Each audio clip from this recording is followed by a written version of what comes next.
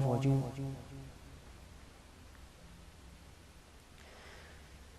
بسم الله الرحمن الرحيم.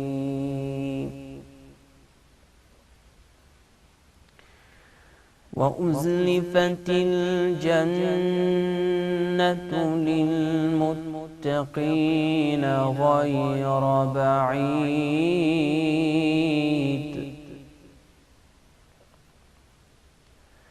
هذا ما توعدون لكل أواب حفيظ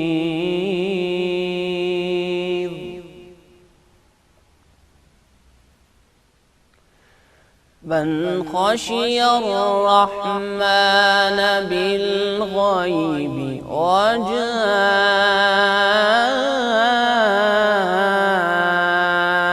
بقلب منيب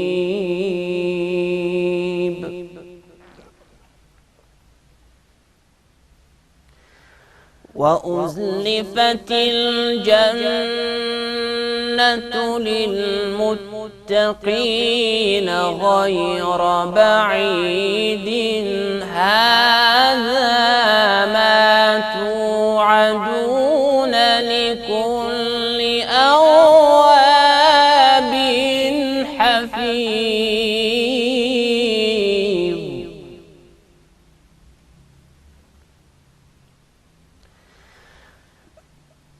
من خشي الرحمن بالغيب وجاء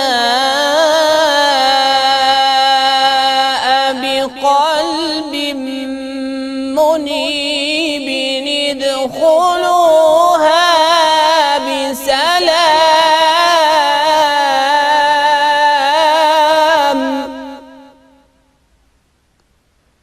ذلك يوم الخلود لهم ما يشاءون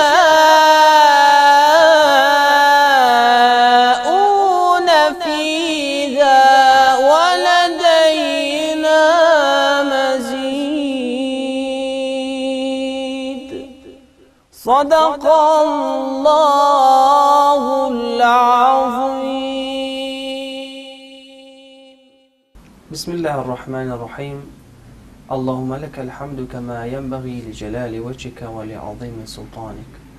صلاة ورز حرمت ما خدمتي وخوشويستان وعزيزان بينراني برزي كانالي عاصماني أيام لويك فرصة فراهم بو من خدمتان داما خوش حالم من محمد أرزوانديم دانشتوي شاري معبادم 29 ساڵم تەمەنە و قاری قورآن و معەززرم لە ناو شار و لە خدمەتان داما لە کاروباری قورآنیدا.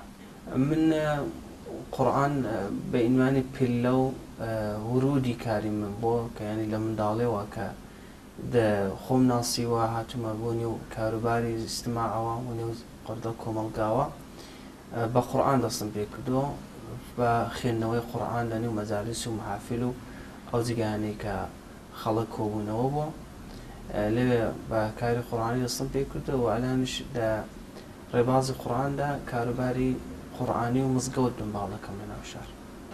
من حەچەند لە بواری زانستەوە حقوقی بینەملەلم خوێندەوە بەڵام لە بواری دینی و قورآنیوە ئەلحەمدولیلا پلەیەکی مامۆستایەتیشم هەیە و دەزەمێنی قورآنیدا چەندین مەدرەک و پلە و مەقامی جۆرا جۆرم هەیە و بە سۆتی زانستیش دنباڵم کردو و ئەلان لە ناوەندی فێرکاری مزگەوتەکان لە خزمەتودا هەم.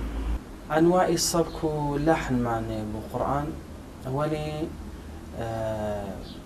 بەرحاڵ دەتوانم بڵێم ئەساتیدی سەوت ئەو کەسانی کە 10 و 11 تەخەسوسی کاریان کردو تا ئەلان بۆ ئێمە 7 دەستگای قورآنیان معرفی کردو دەستگای ئەسڵین مەقامی ئەسڵیان پێ دەڵێن ئەلحانی ئەسڵی.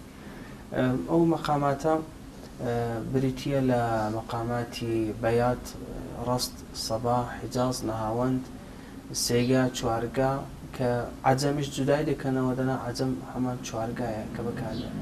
ئەو مەقاماتە بۆ ئەزانش هەر دەکوترێ بالاخره لحنی عربی بۆ موسیقای عربی بڵێن لحنێکی قورآنی بریتیە لە ئەو حەوت مەقامە ئەسڵیە. مەقاماتی فەرعیشی هەر مەقامی ئەسڵی دەنێو خۆیدا جێگرتەوە و ئەو مەقاماتە فەرعیانش ئەگەر لێ کۆڵینەوە زۆرن هەر مەقامی ئەسڵی بریتیە لە چەند مەقامی فەرعی دیکە.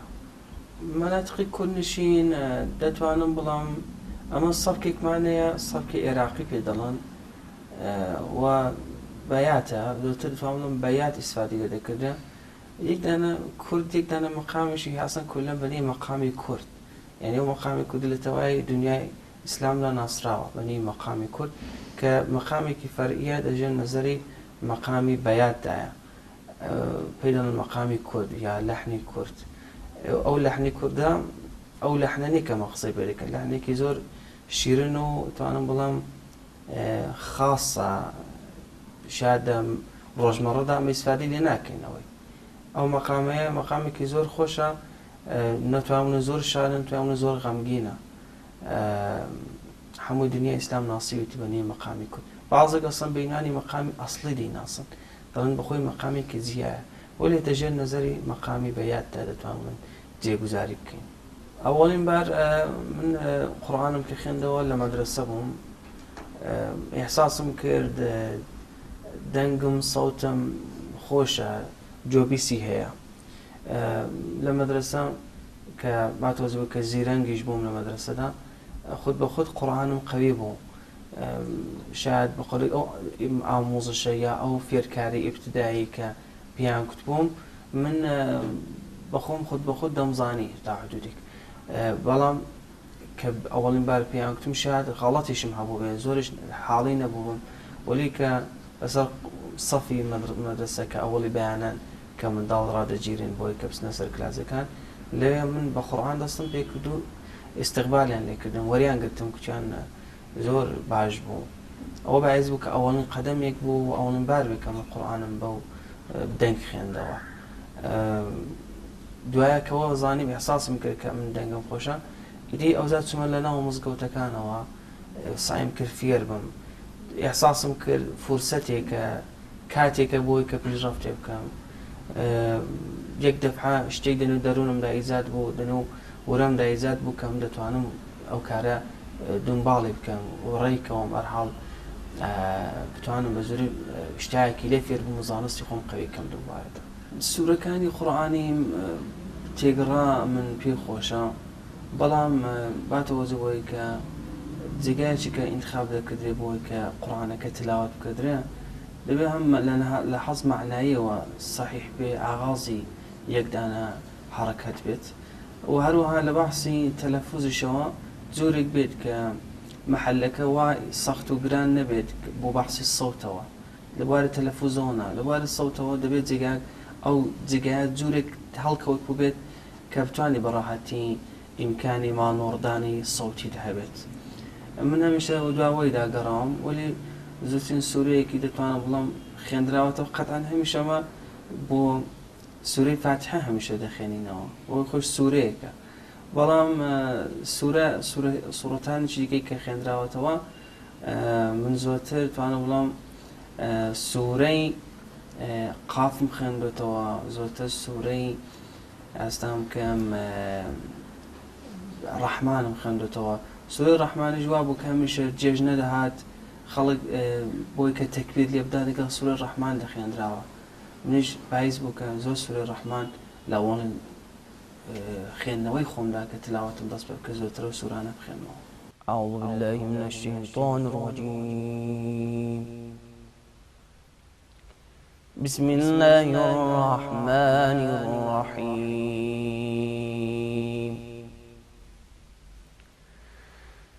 إن الذين آمنوا وعملوا الصالحات كانت لهم جنات الفردوس نزلا خالدين فيها لا يبغون عنها حولا قل لو كان البحر مدادا لكلمات ربي لنفد البحر قبل أن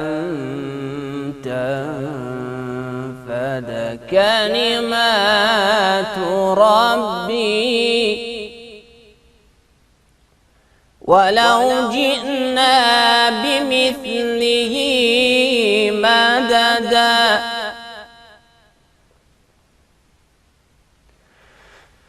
قل إنما أنا بشر مثلكم يوحى إلي أنما إلهكم إله واحد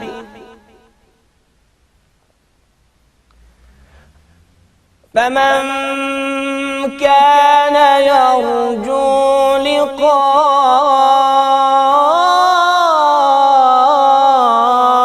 ربه فليعمل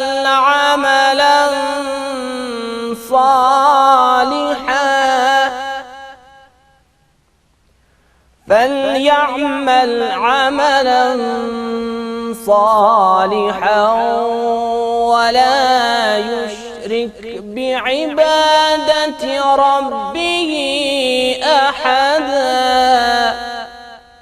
صدق الله العظيم. دا مناطقی یادا کۆمەڵگەی کوردەواری خۆماندا بەداخەوە زۆر بەکارهێنانی ئەو دەستگایانە مەگەر تەرەف قاری قورئان بوو یا موعەززینێکی زۆر حرفەیی بوو بێت توانی بوو بێت کە ئەو دەستگایانە بۆ دەستگایانە یا بۆ مەقاماتە تلاوەت بکات. زۆر منتەقەی کوردەواری خۆمان متاسفانە یا خۆشبەختانە خوان دڵ ڕادەدا بەکار نهێناوە نەگەیشتن ئەو ڕادەیە کە واقعاً حرفەیی بانگ کوترێت. یادێن لە منتەقەی ئێراندا بەداخەوە دێن لە زەبتی سەوت ئیسفادە دەکەن لە نەوار ئیسفادە دەکەن کاسێت بۆی کە بانگ کوترێت لە حاڵەتدا ئەو کەسانەی کە بانگ بێژن چ باشترەوەی کە بێن چاتر فێر بن و تۆری زیندوو کە واجبە لەسەرشانمان لە مزگەوتدا بانگی خۆیان بێژن و بانگی خۆیان بڵێن کە ئیستفادە بکەین واقعاً کەسانێکی تریش تەشویق بکردرێن. ڕادەی دەتوانم بڵم خوێندنەوە یا بەکارهێنانی دەستگاکانی سەوتی لە بانگ بێژەکانی منتەقەیمە زۆر زەعیفە.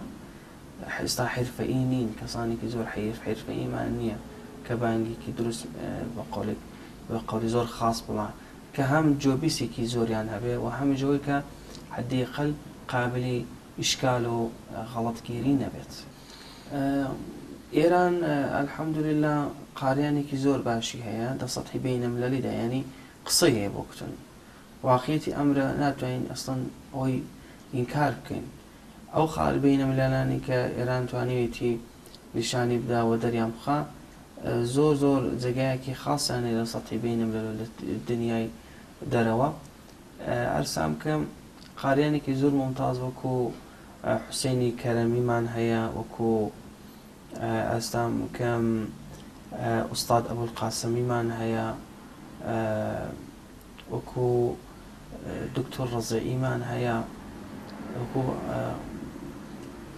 ئاغای زەرگەریمان هەیە.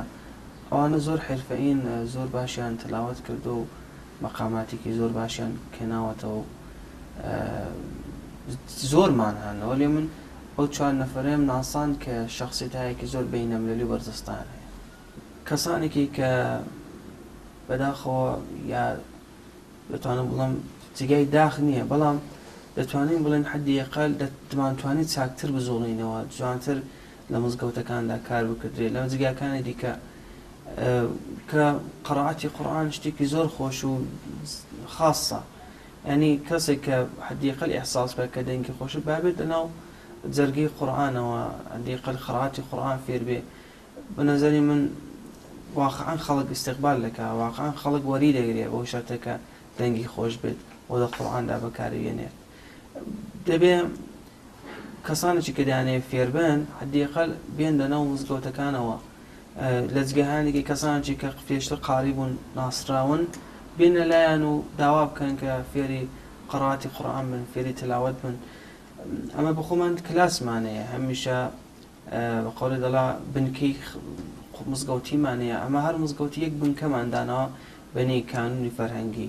ئەو کانونانە وەزیفەیانەوەیە کە بێندا بنیشن خەڵکی فێری قورئان بکەن، خەڵکی فێری زانستی قورئانی بکەن. و هەروەها دنی خودی مزگەوتەکاندا کەسانێکی تریش هەن زەحمەت دەکێشن، دەیانێت کەسانێکی دیکە فێر بکەن. خۆ چەوەی کە باشترین کەس ئەوەیە کە قورئان فێر بێت و قورئانی فێری خەڵکی دیکە بکاتەوە. ئەوە حەدیثە.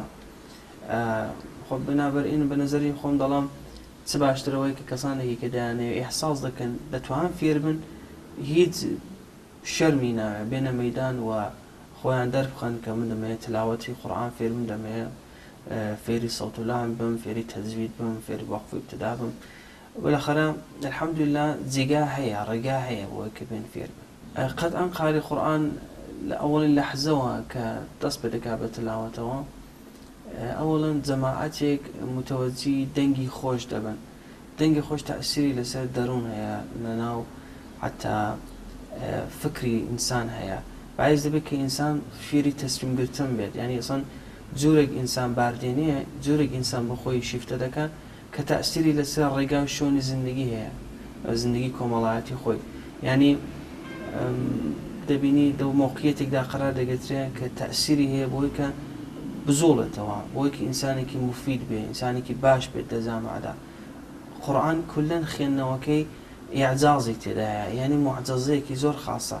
هیچ کتێبێک، هیچ بتوانم بڵێم نووسراوەیەک ئەوەندە خۆی جێ نەخستەوە کە موسیقەی خاصی بۆ بخوێندرێتەوە، توان ئەو موسیقەش ئەوەندە تەئسیر دابنێت لەسەر بینەر و کەسانێکی جۆگر بن. من بە شەخسە بخۆم دەتوانم بڵام خەدماتەکەی هەر ئەوەی کە ئینسان باعث دەبێت کە فکر بکاتەوە لە حاڵ و دەرونی خۆی، ئەو قورئانە ئەوەندە حدیقە تەئسیری هەبێت بە نەزەرم زۆر گەورەیە و زۆر جێگایەکی خاصی هەیە، جایگایەکی ویژەی هەیە، دەتوانێت خەڵک بۆ لای خۆی بکێشێتەوە. دەینی حاڵشدا کەسانی کە لە مەعنا مەفهوم حاڵی بن قەتعاً بەرنامەیەکی زیندگیە. قورئان سەفحە بە سەفحەی و کەلیمە بە کەلیمەی دەتوانم بڵام هەمووی دەرسە، هەمووی بەرنامەی زیندگیە، هەمووی پیڕاگەیشتن بە کاروباری زیندگیە.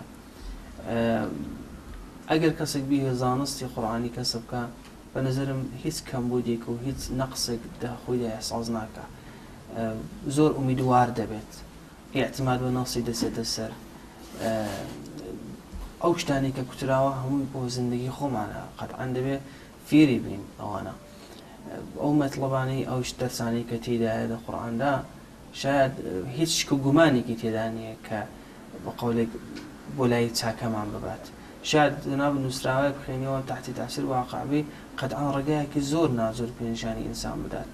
وەلی قورئان بە احتیمالێکی زۆر کامیلەوە، زۆر بە 100% دەتوانین بڵێن واقعاً ئینسان بۆ لای کاری باش دێنێ، واقعاً ئینسانی بۆ لای باش و چاکە ڕادێنێت. من پێم وایە زندگی قورئانی کاملترین زندگیە. ئەگە کەسێک بیهەیە واقعاً زندگی خۆی زۆر بە ئەعلا علیین بگێنێ، بۆ جگایە بگێنێ کە ئینسانەکانێکی دەوروبەری حەسێنەوە لە دەستی، دەبێت خۆی تەطبیق بدا لەگەڵ قورئان.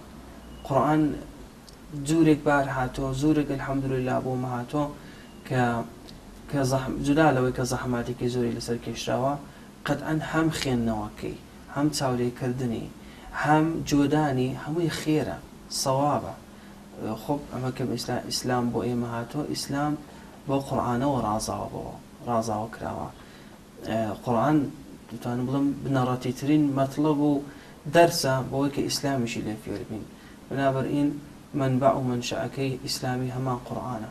باشتر وایە بین خۆمان لە واری قورئانیەوە ئەوەندە هان بدەین کە هەم تەئسیری لەسەر زیندگی کۆمەڵگا و کولی ئینسانەکاندا بنێ کە قەتعاً دەشیوێت. الله أكبر الله أكبر الله أكبر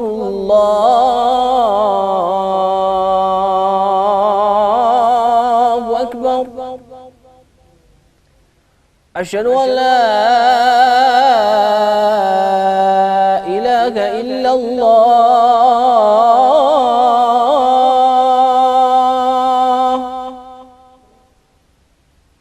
أشهد أن لا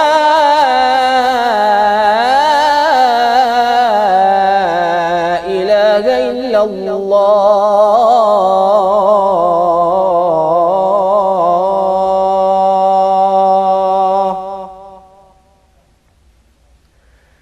أشهد أن محمد رسول الله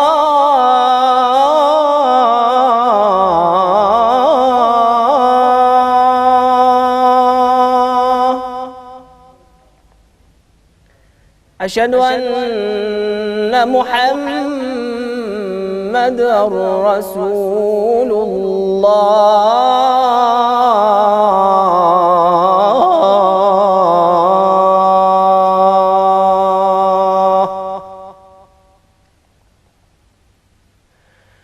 حي على الصلاة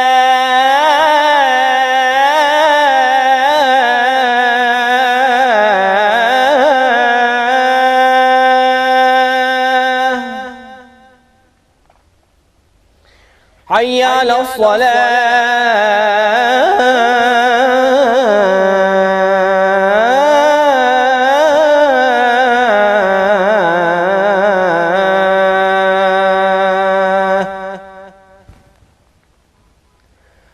حي على الفلاح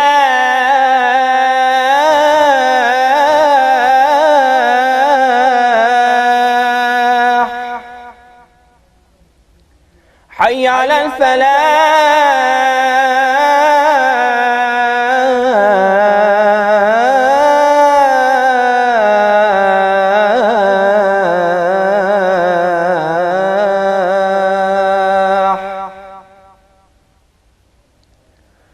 الله أكبر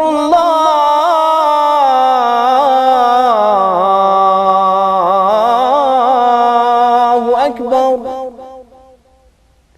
لا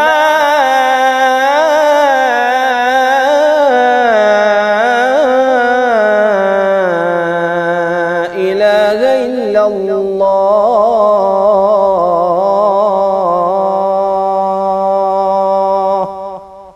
همو روجه یادتوانم بڵام حدی ئەقل بە دووسێ ڕۆژان مەراسمێک کۆبوونەوەیەک فستیواڵێک کە لە مابات دەبێ من قورئان دەخوێنمەوە ئەکسەری مەراسمەکانی ئیداری خەدەماتی و لەخەرە کۆمەڵ نەهادەکانی کە هەن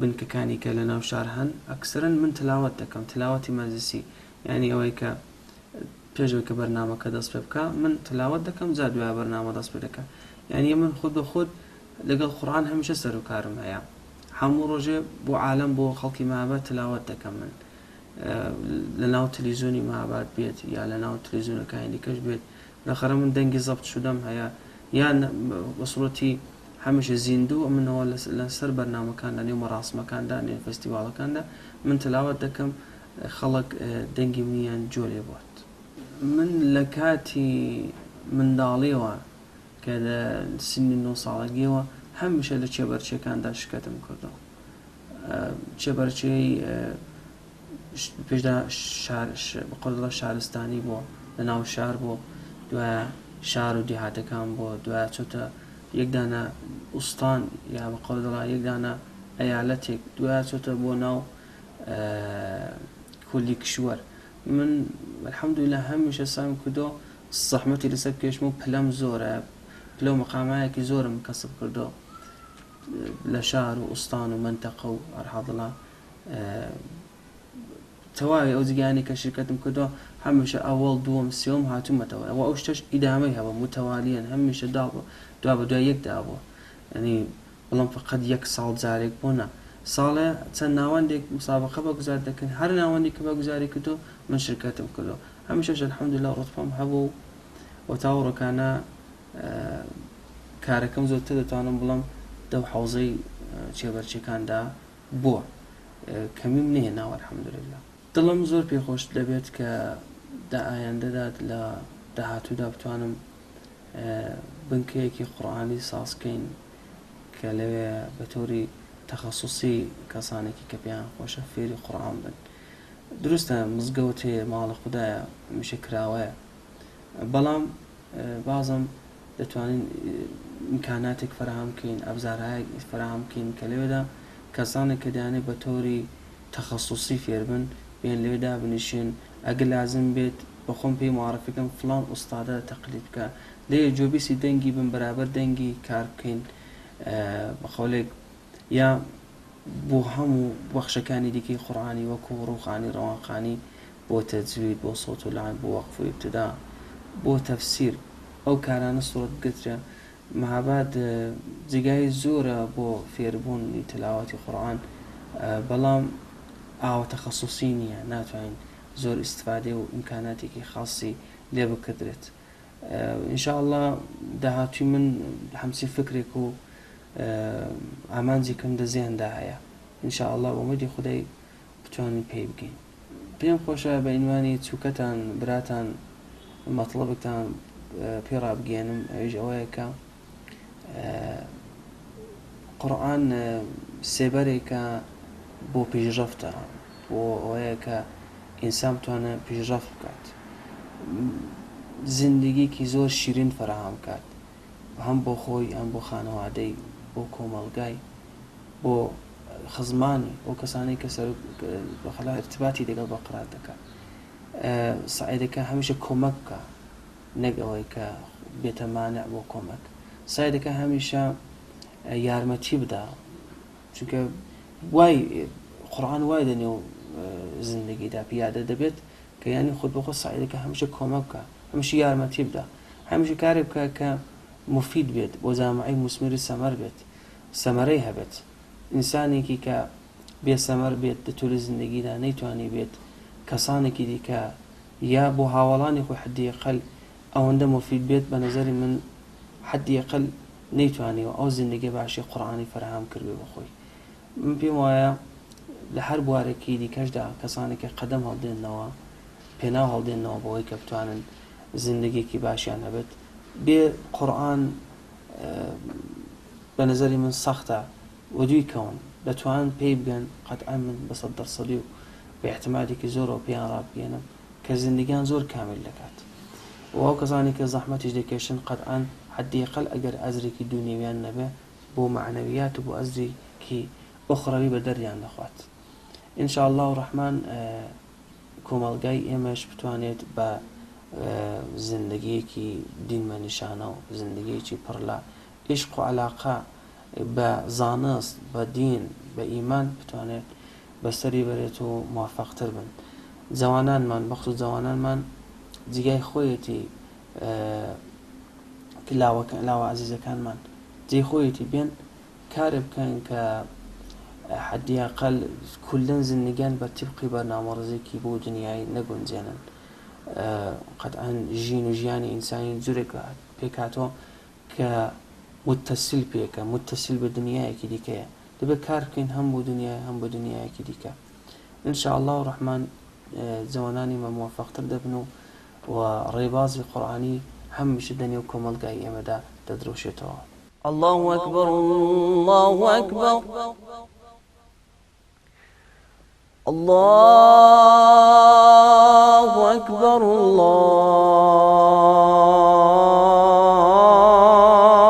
الله أكبر أشهد أن لا إله إلا الله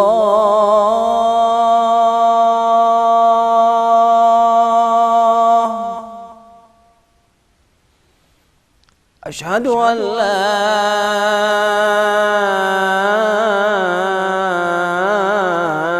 إله إلا الله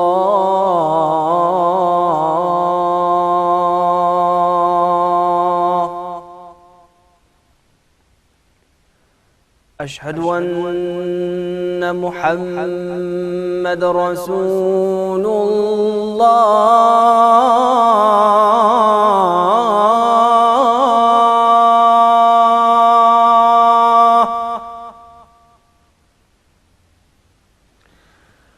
أشهد أن محمد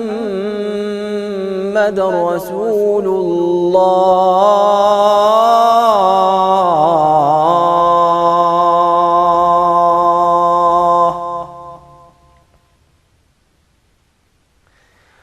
حي على الصلاة.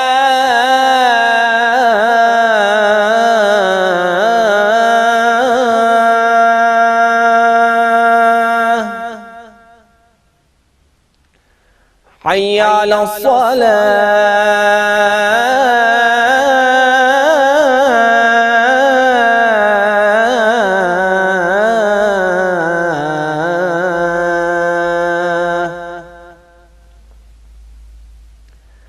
حي على الفلاح.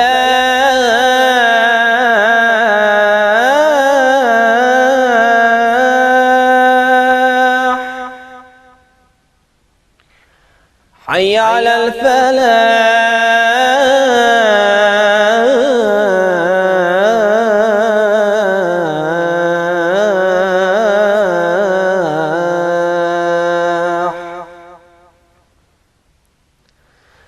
الله أكبر الله